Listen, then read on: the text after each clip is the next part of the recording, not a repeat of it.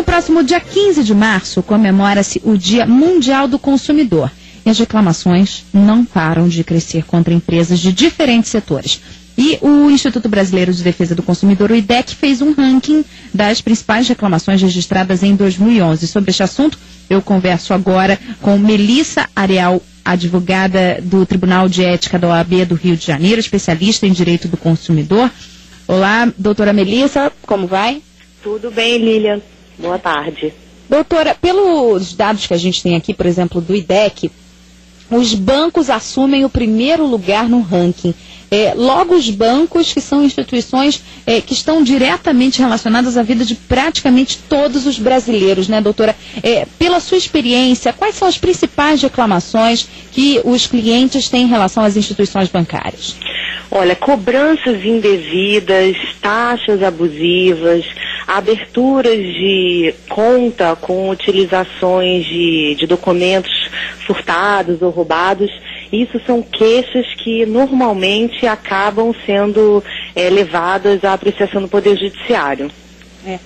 Essas taxas que vira e mexe aparecem na conta, às vezes uma taxa de R$ 2,50, R$ 3,70, que a gente não sabe muito bem de onde vem, né? Como é que o cliente pode saber exatamente o que é legal e o que é ilegal nas cobranças feitas pelas instituições?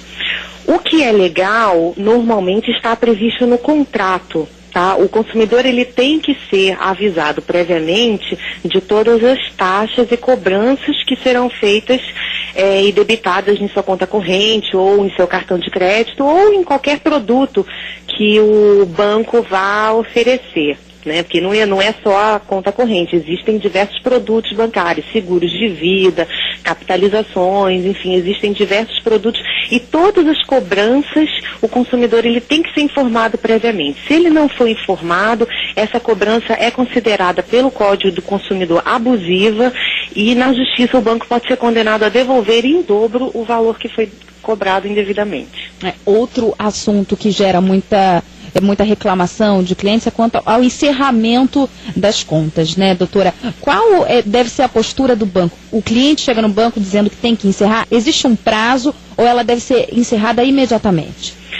Antes de tudo, o consumidor, ele tem que fazer a solicitação por escrito. Tá? Não basta você chegar e pedir ao seu gerente de confiança no banco, por favor, encerra minha conta. Existe a obrigatoriedade dessa solicitação ser feita por escrito. Nem pela central de atendimento por telefone? Não, tem que ser feito por escrito. Se for por telefone, você tem que pedir o comprovante, o protocolo de atendimento, que eles normalmente são obrigados a fornecer. E aí, depois dessa solicitação feita, o banco tem o direito de ter um prazo para encerrar? Não, ele tem que encerrar a conta. Imediatamente? Ele tem que encerrar a conta imediatamente. E a partir daí, também existe uma outra questão, doutora, aí eu queria que a senhora detalhasse para a gente, que é quando a conta está inativa. Nesse momento, a pessoa não tem nenhum saldo na conta, às vezes porque mudou de emprego, passou a receber o salário em outra instituição bancária e fica lá com um saldo zero e o banco começa a cobrar taxas de manutenção daquela conta. Isso é legal? Existe previsão legal para isso? O consumidor, ele tem que ter sido previamente informado a respeito dessas cobranças, dessas taxas. Se ele não foi informado, essa cobrança é ilegal. O que acontece é que normalmente a pessoa, ela não pede o encerramento da conta, ela vinha utilizando essa conta. A partir de um determinado momento, ela não utiliza mais e não pede o encerramento. Ela retira todo o saldo da conta, não mais utilizar, mas não pede o encerramento. Aí, a partir daí, começa a gerar cobranças na conta. Cobranças já previamente informadas ao consumidor, que o consumidor já sabia. E isso não é considerado ilegal. Doutora, eu recebo aqui um e-mail de ouvinte da Maria Freitas, de São Paulo.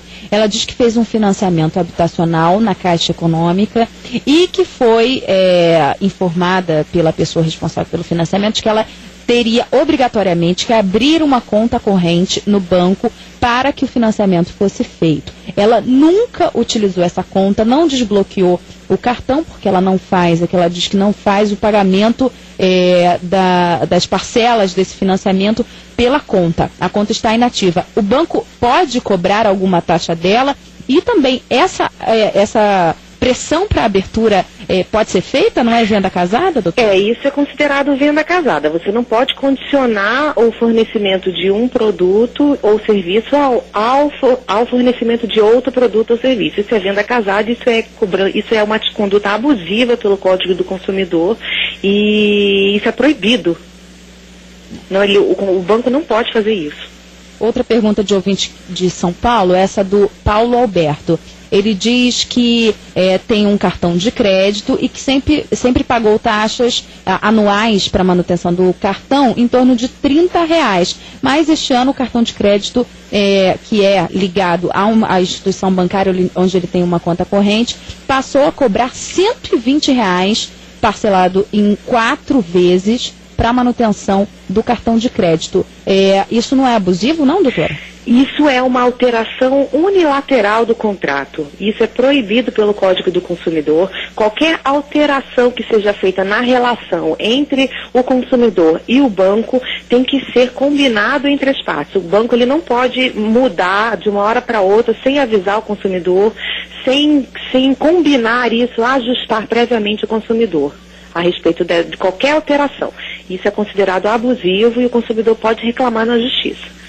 Agora, estou lembrando aqui de um caso, doutora, que talvez também a senhora possa comentar para a gente, de um colega nosso aqui do Sistema Globo de Rádio, que passou pela seguinte situação. Tinha uma conta em débito automático que vencia todo dia 20, uma conta de energia elétrica. E aí a conta foi debitada dias antes, não havia saldo na conta, foi debitado e ele depois teve a energia cortada. Quem ele deve acionar nesse caso? É o banco ou a concessionária de energia? A conta, o valor foi debitado da conta? Foi debitado da conta, bateu a conta, não tinha saldo, então ficou como se ele não tivesse feito o pagamento. Então, se ele não providenciou o pagamento da conta, há uma certa responsabilidade aí do consumidor, porque o consumidor ele tem que estar adimplente com o pagamento mas a conta foi debitada anteriormente, então a data do vencimento é dia 20, exatamente, e foi no dia 17 ou 18. Não, isso não. Isso a conta não. Se não tinha saldo na conta e não era a data do vencimento e a energia elétrica foi cortada, essa energia foi cortada de forma abusiva, porque a cobrança foi feita antes do previsto. Mas aí o banco tem responsabilidade ou apenas a concessionária?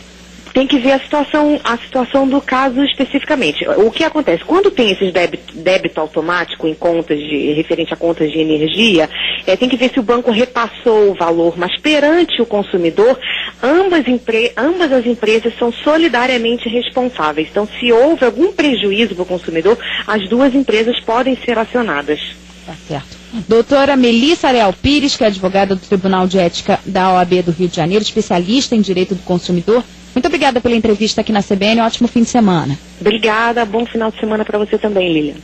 Conversei com a doutora Melissa, falando aqui com a gente sobre as principais reclamações de clientes de bancos. Os bancos lideram o ranking de reclamações em 2011, registradas pelo Instituto Brasileiro de Defesa do Consumidor, o IDEC.